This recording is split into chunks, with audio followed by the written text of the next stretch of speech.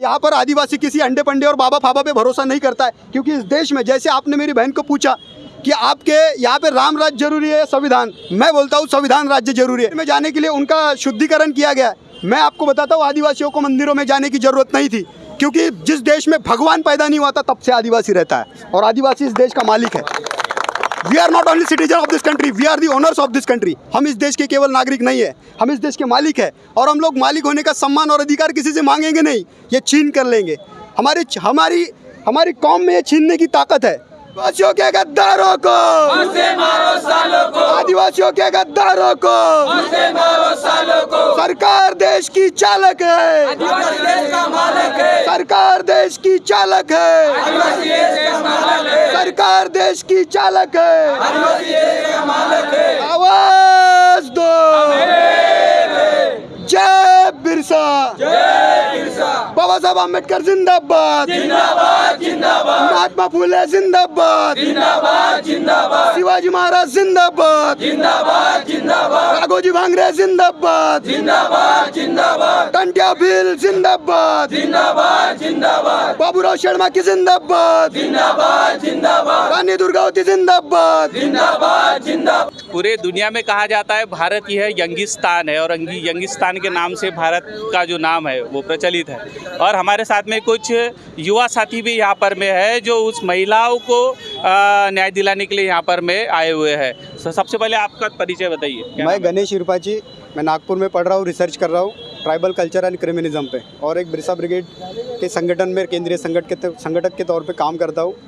आज आपने जैसे बताया, जैसा आपने बताया कि आप रिसर्च कर रहे हैं, तो आपको क्या लगता है कि देश भर में आदिवासियों पर किस तरह से अन्याय अत्याचार हो रहा है? बिल्कुल, मैं वही बात बताना चाह रहा हूँ कि किस तरीके से आदिवासियों के ऊपर अन्याय अत्याचार होता है।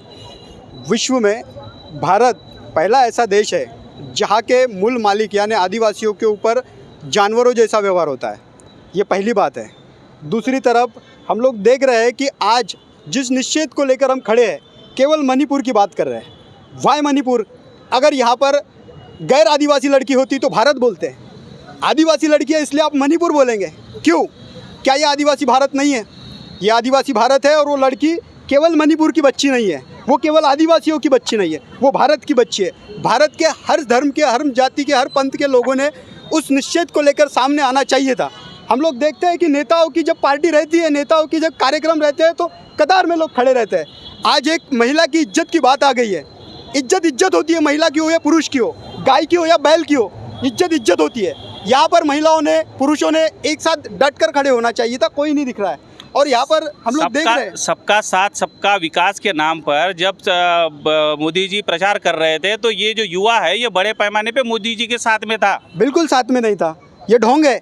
और जो साथ में था वो फाइनेंसर थे, उनके पैसों से वो खड़े थे। जिनके बदन पे कपड़े नहीं है, जिनके पेट में रोटी नहीं है, वो कैसे सबका साथ और सबका विकास के लिए खड़े हो जाएंगे? हम लोग सर, ये विद्यार्थी है, ये पूरे ट्राइबल स्टूडेंट्स है, यहाँ पर हॉस्टल में पढ़ने वाले विद्यार्थी है, और ये विद्यार्थी अपनी माँ बहनों की रक्षा के लिए सड़क पर जब आंदोलन करते हैं, तब इन लोगों को अलग अलग तरीके से बोला जाता है। ये नक्सलवादियों के इशारे पे काम करता है, ये माओवादियों के इशारों पे काम करते हैं, ये आतंकवादियों के इशारों पे काम करते हैं। यहाँ पर कोई माओवादी और आतंकवादी के इशारों पे काम नहीं करता। ये बुद्धिजीवी वर्ग है, इनको समझता है कि समाज के हक, अधिकार और सम्मान के लिए क्या करना चाहिए।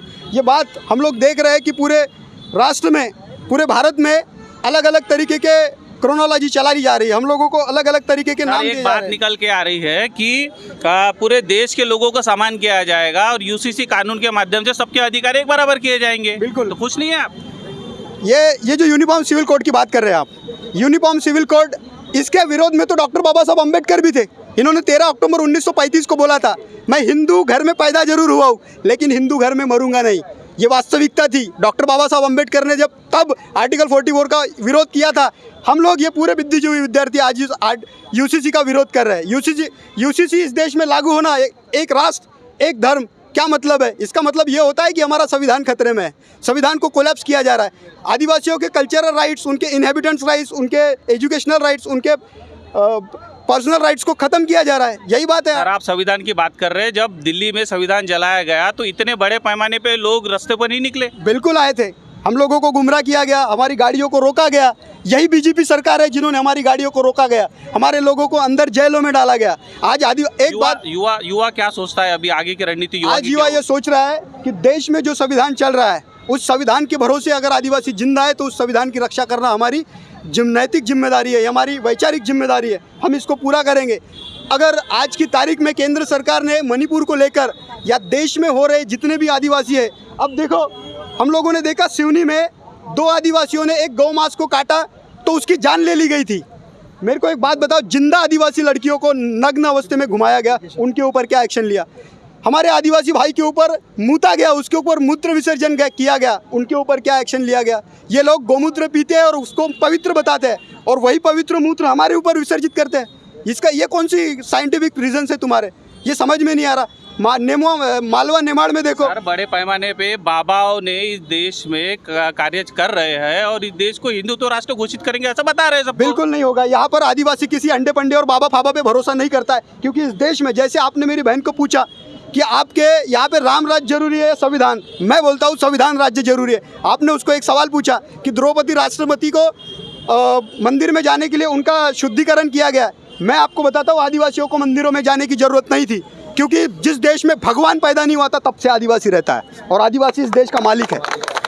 We are not only citizen of this country, we are the owners of this country. हम इस देश के केवल नागरिक नहीं है, हम इस देश के मालिक है और हम लोग मालिक होने का सम्मान और अधिकार किसी से मांगेंगे नहीं, ये छीन कर लेंगे। हमारी कौम में ये छीनने की ताकत है। हमारे समाज के सर, संविधान के अंदर में डॉक्टर बाबा साहेब आम्बेडकर ने एक वोट का अधिकार दिया था आपको और इस देश का आपको हुक्मरान बनाया था। बिल्कुल 2013 का सुप्रीम कोर्ट का निर्णय है। उन्होंने कहा है कि ईवीएम मशीन जो है जिससे भारत में चुनाव होते हैं, ये मशीन फ्री फेयर ट्रांसपेरेंट चुनाव नहीं कर सकती है। तो फिर आप किस तरह से अपना हक अधिकार लोगे? सर देखिए, हम लोग इस बात को मानते हैं कि बाबा साहब आम्बेडकर ने हम लोगों को वोट देने का अधिकार किया, लेकिन हम जिन लोगों को हमारा सामाजिक प्रतिनिधित्व बनाकर एक रिजर्वेशन के माध्यम से पार्लियामेंट में भेजते हैं, विधानसभा में भेजते हैं, हमारे समाज को ऐसी अवस्था में खड़ा किया है। नहीं तो आदिवासी समाज की अवस्था व्यवस्था और आवश्यकता के बारे में अगर ये सोचते तो आज हमारी माँ बहनों को सड़कों पर नंगा नहीं किया जाता। ये पूरे देश की हालत है। जो 217 SC ST के MP लोग हैं वो क्या इस सरकार को गिरा सकते हैं? बिल्कुल गिरा सकते हैं। अगर उनकी नीयत है, उनकी रगों में, उनके लहू में अगर आदिवासियों का खून बह रहा है, SC ST OBC का खून बह रहा है, उन लोगों में इस देश के स्वतंत्र वीर जितने भी आदिवासी महावीर हैं, उन लोगों के विचारों के संघर्ष से अगर चल रहे तो वो गिरा सकते हैं। और अगर ये गंदी नीयत की सोच है, अगर ये खूंटे से बंधे हुए बैल है, तो बैल कभी भी इशारे पे काम करता है और वो इशारे पे काम करता जाएगा।